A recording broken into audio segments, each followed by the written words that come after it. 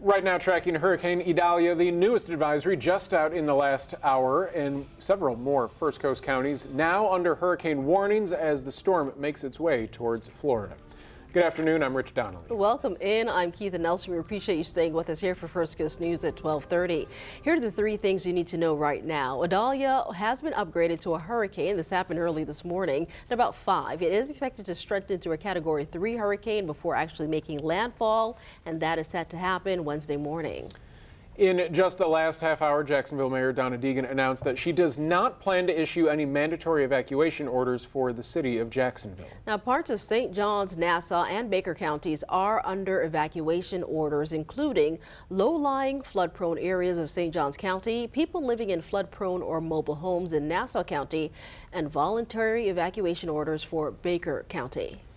We're on your side with team coverage across the First Coast. We'll have live reports from Jacksonville and Glynn counties.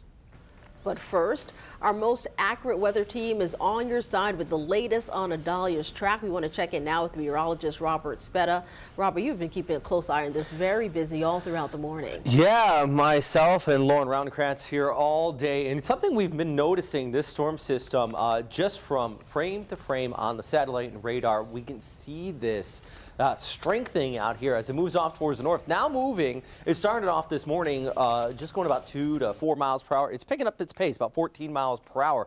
That's going to be noteworthy as it gets closer to the coast because those winds are going to carry further inland before it starts to weaken. But right now, almost a Cat 2, expecting that landfall as a Cat 3, borderline Category 4 storm system. So that's a big deal, especially for the western seaboard here of the Gulf Coast, where this is going to be coming on shore just northwest of Cedar Key. So let's take a look at our watches and warnings. Now, this was just updated here around 11 o'clock. We're talking about Ware, Charlton, Baker, Union, Bradford County, all now, including Columbia, here on the First Coast under a hurricane warning. That means sustained hurricane strength winds are possible where you are well inland. So I know you're well away from the coast, but do remember you could still be looking, even as far north as Waycross, at hurricane strength winds, down tree limbs, power outages, things like that.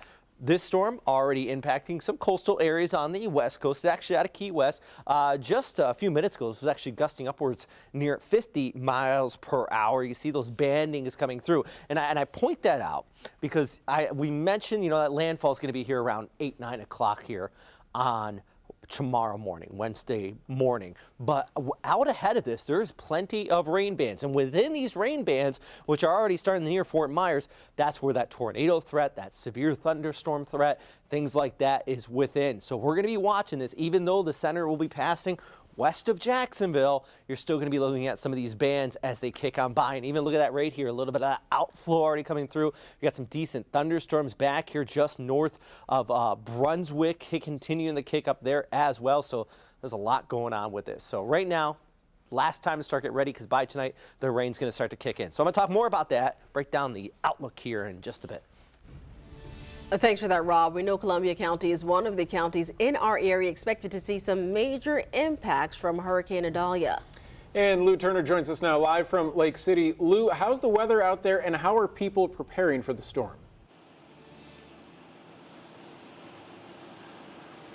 Rich, Keith, good afternoon. Well, the weather is hot and sticky right now. As anticipated, that is what happens ahead of these massive systems. You get sinking air ahead and behind, and it pulls in that warmer air, and we just get hit with this. And it's actually a beautiful day out here in Lake City along the Spartina-lined banks of, this is Lake DeSoto, just one of the areas that could breach its banks and put water here through the downtown area. A lot of people are preparing by getting sandbags. All right, there are 5 locations all over between Lake City and Columbia County where residents can get their sandbags. And while there is some arguments that maybe sandbags don't work for more widespread flooding, the point here that experts here in Columbia County are saying is it can redirect water in ways.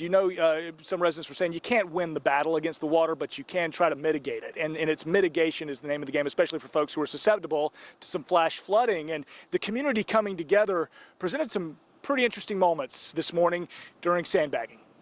Tired, anxious, little nervous, a little concerned.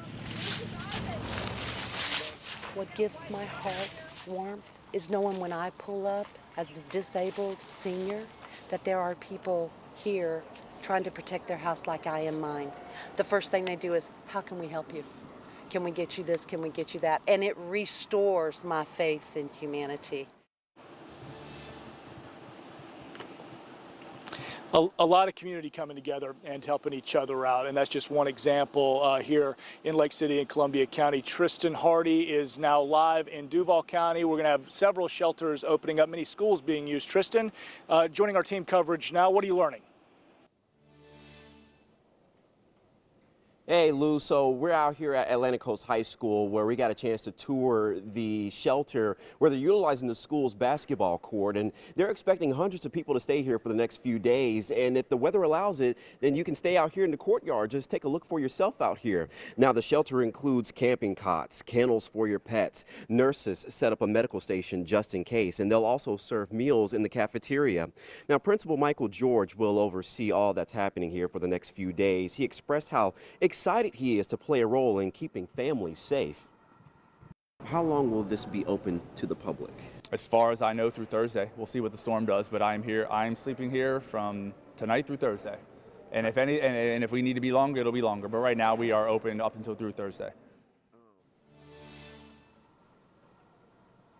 Now, school won't be in session for a while, and while Dr. Michael George says it's important to keep instruction going, he says it's also important to prepare for the storm as soon as possible. Lou, I'm sending it back to you.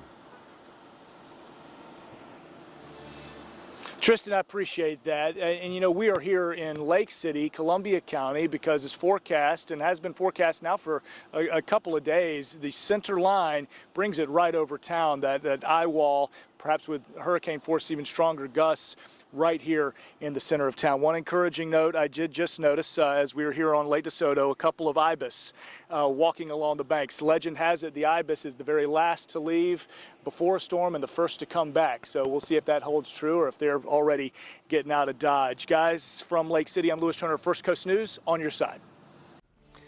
Thank you very much, Lou. Now, hopefully we do see a little wobble in this track west, but right now it is still right on point. What Lou was just mentioning, moving over Lake City. We could see those hurricane strength winds as far inland as Waycross. So we're going to talk about this. We're going to break it down with the models in county by county, coming up here after the break.